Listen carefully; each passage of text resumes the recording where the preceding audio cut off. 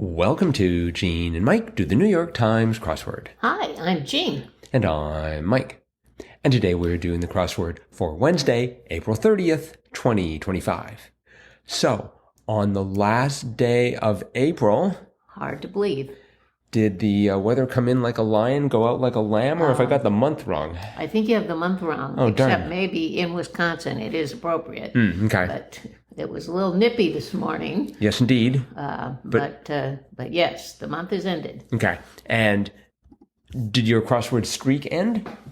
No. Whew, that's a relief. Okay. Who cares about the weather as long as your streak is alive? Yep, my streak is still on. Well, good. So. And how did you find the crossword other than that? Well, once again, I breezed through it fairly quickly. Mm-hmm. What about you? I did all right in it. Let's see. According to the website, it took me, this is a good question, 17 minutes and 37 seconds. Mm-hmm. I think I did it faster than that, though. I always get different times depending on which device I am looking at. Mm-hmm. So, for instance, my phone claims I did it in 1404. I'm going to assume my watch is going to say I did it in 8 minutes. But I didn't try and rush through it too much, and I think I probably had a mistake or two somewhere. But there were a few places where I was naticked. Like 2 down, blank Ghani, former Afghan president, and that crossed with 22 across, actress de Armas. And I had A-N, but I couldn't figure out the last letter. Did you know Ashraf as the... I did not know Ashraf. That name was just not at all familiar. Yeah, it's sort of curious that they would inject that into the crossword just there. Yeah, but I did know actress de Armas. Oh, okay. Anna. I did know that, Anna de Armas. Very, very handy. Yes. Did you know 23 across, Hamilton's, was tenors? No. I wanted it to be 20s. It seemed like, I've seen Hamilton a lot. I think that he must be on the 20, but no, he is on the 10. Maybe you need a... Now I can't remember who's on the 20. Maybe Madison? Nixon? No. Ford? No. Let's see, Madison? No. I'm not helping, am I? I don't think so. No, I don't. No, I'm not sure. Lincoln? It might be Madison. Where's Lincoln? He's on the 5. He's on the 5. Really? Okay. Yep. Washington. Maybe it's Washington. No, he's on the 1. Really? Huh. I guess maybe the smaller denominations are the more popular ones. Right. Who's on the 0? Or wait, they probably don't have a 0. No. There was a theme here, sort of, I guess. There was a rather unusual theme. And it involved 2 clues that ran the length of the puzzle. One was 5 letters long, and then there was a black square, and then the one right below it was also considered sort of the revealer clue, and the one below it went all the way to the bottom of the puzzle.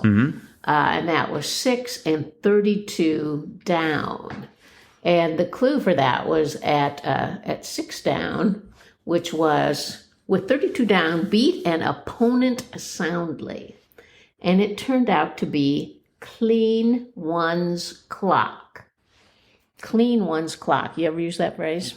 I cleaned his clock. Well, I've heard, I'm going to clean your clock. But to clean one's clock sounds like you're beating yourself up. Well, but one's meaning, somebody else's. It doesn't mean your own. I often use one, well, I don't often, but I occasionally use one to indicate that I'm referring to myself. Like, one might suppose, and I generally mean me when I'm saying it, but I'm trying to sound pretentious. Well, yes, you're trying to not sound like it's you. Right, exactly. Call yourself one. But it is me, so I still think this is a person beating themselves up. No. Clean one's clock means to beat someone else up in one way or another. But anyway, there was a clue that ran the horizontally in the puzzle, 15 across, that was related to it. And the clue was a reason to act at this very instant, or why you might 6 down, 32 down, or else clean one's clock.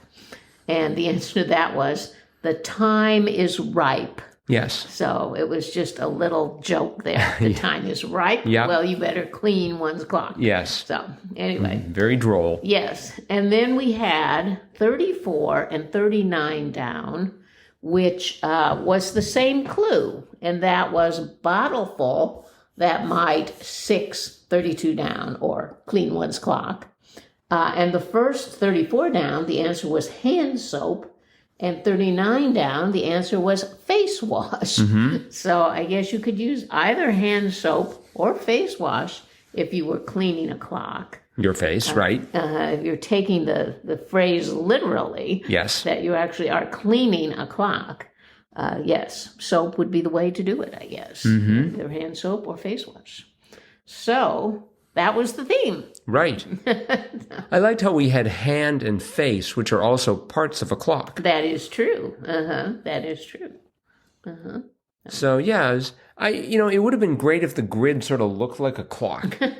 I'm not really getting that. It's symmetric, but I'm not seeing it. I'm not really getting any clock vibe out of it. No, not really. But there were some good clues. Oh yeah. Although I started off, as usual, as is my tradition, by making a mistake, one across leafy vegetable with a lot of vitamin K. It was 4 letters. It was a vegetable. I went for okra.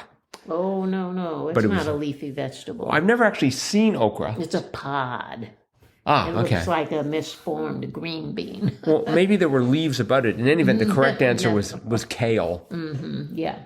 Yeah, vitamin K, kale. That's how I remember that. Oh, okay. So, And we had 12 across. Let's see. 12 across was where pandas are native, and that was Asia. I wanted to be China, but there weren't enough squares. So, what'd you put for 28 across? Marvel supervillain. Ultron. Did you put Ultron right away? I might have had a letter or two. I think I had the L of slats, 24 down, bed frame boards. And so I just needed one letter there. I put Thanos. Well, I actually also, 29 down, 3-note chords were triads. So I had the L and the T. And if I can't get Ultron out of that, it's time to stop. I didn't have any squares filled in, so I didn't know. I put Thanos. Isn't Thanos the main villain in like the ending of Marvel? Well, yes, but I mean, Ultron is also a villain. So I mean, Yes, it's not like they just have one villain. I mean, No, that's true. Stan Lee, just create villains by the boatload. I mean, he was really very good at making villains. Although I still like Mole Man. We had 52 across. I thought this one was brilliant. 52 across was Pirate Support Group, and it was Peg Legs. Yes, that was very funny. Yeah. And let's see, 33 across, I thought the clue was great. Sheltie from a shelter, e.g., and that was rescue dog. Right. So I'm assuming a Sheltie is some sort of a dog. It is. Okay. Yes. Small dog, large dog. Little dog. A little dog, a Sheltie.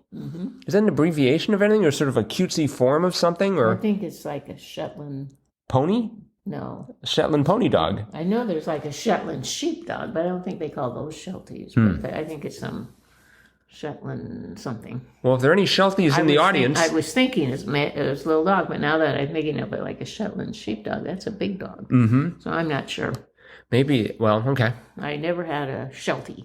Well, if we have any listeners who have Shelties, please enlighten us, crosswordpodcast at iCloud.com. And if you are a Sheltie and are able to understand this, congrats on having risen to the next level in evolution. Drop us a line, crosswordpodcast at iCloud.com. 43 down, a lollygag was DAWDLE. Yeah, I'm very embarrassed. I spelled DAWDLE. I started off as DODDLE because... Daddle. No, DODDLE. Oh, DODD. DODDLE, DAWDLE. It's not a word. That wouldn't be dawdle. It is where Dawdle. just one O. Yes. So it would If it was 2 O's, it'd be doodle. Well, no, just think about toddle, like a toddler.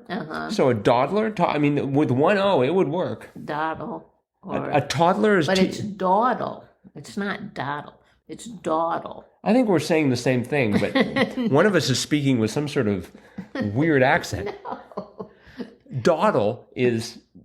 That's how you say it. I know. That's how it's spelled. Well, That's how you say it. Yes, but you Don't dawdle. don't dawdle, but don't toddle. You could also say toddle, Toddle, has exactly the same sound, which is why I'm saying dawdle, Doddle. It's a little different, but I'm not gonna argue with You're okay. All right. Am I perhaps saying this incorrectly, or am I saying this with some accent that I can't even detect? Now, you got to get that W. You got a little bit of a W sound in there. No. Dawdle, like daw. If the caw or raw. If the W was in there, it would be DAWDLE. No, then you need an I after the W. That's a perfectly silent W there. It could go like away. Twaddle, Right. dawdle. And also DODDLE, dawdle. I'm sticking with it. Anyways, I didn't stick with it. That's the point, because it didn't work. No, it wouldn't. It certainly didn't work with like 50 across, which was nurse a grudge say, and the answer was stew, as opposed to stead, which is what I had. Oh. Thanks to dawdle. That wouldn't work. And 47 across, Obama-era policy whose last three letters spell a different Obama-era law. And the answer was DACA. Yes, I thought that was a great clue. Yes, it really was quite ingenious. But of course, I had DACO. Not sure if you're... Which was the, what? The last three letters, the Affordable Care Act. That is correct. The Affordable Care Operation. Oh, okay. You get one for the operation. I believe that was how the policy read. Right. 55 across was brilliant. Ways of the world. Roads. Roads, yes. I like that. Yeah. There were a lot of good clues here.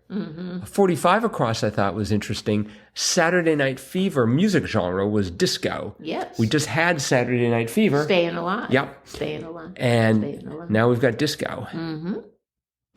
62 across was Silly Ones. Geese. Geese. That's right. That was also well done.